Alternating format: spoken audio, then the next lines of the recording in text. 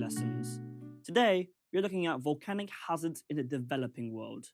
In this lesson, we'll cover why volcanic hazards are often more dangerous in developing countries, examples of volcanic eruptions in developing countries, the impacts on people and the economy, and how volcanic hazards are managed in these countries. Volcanic hazards can occur anywhere in the world, but in developing countries, they often cause more deaths and damage. This is really important to learn because it shows how levels of development affects the scale of disaster. Why volcanic hazards are worse in developing countries? There are several key reasons: limited monitoring and prediction, poor infrastructure, high population density in risk zones, lack of public education, and fewer financial resources.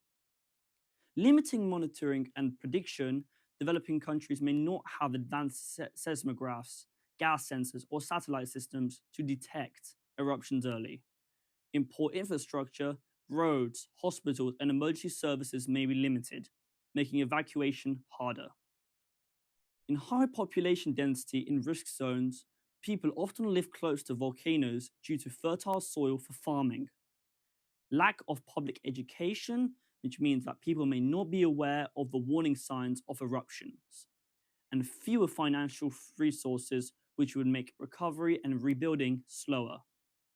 As shown here, these factors combine to increase the death toll and damage. Examples of volcanic hazards in developing countries include Mount Nyangoro in the developing Democratic Republic of Congo in 2002 and 2021, Mount Merapi in Indonesia 2010, and Nevado del Ruiz, Colombia in 1985. In Mount Nyiragongo, the Democratic Republic of Congo in 2002 and 2021, lava flows destroyed thousands of homes, displacing large numbers of people. Many deaths were caused by toxic gases and building collapse. In Mount Merapi, Indonesia in 2010, pyroclastic flows killed over 300 people, with thousands more displaced. Despite evacuation orders, some people stayed due to lack of trust or needing to protect farmland.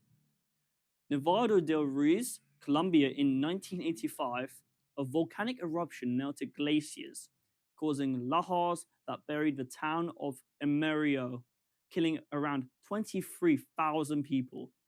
Early warnings were issued but not acted upon effectively. There are two types of impacts on people and the economy: primary impacts and secondary impacts. In primary impacts, death, injury, loss of homes, destruction of crops and infrastructure. Secondary impacts include food shortages, disease outbreaks in refugee camps, long-term economic damage from loss of farmland and tourism decline. In developing countries, recovery can take years due to lack of funds and international aid dependency. Managing often includes basic monitoring where possible, sometimes supported by foreign scientists or NGOs. Community-based evacuation plans run by local leaders.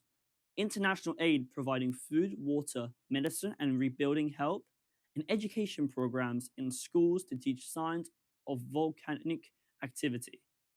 However, even with these measures, resources remain limited and risks remain high.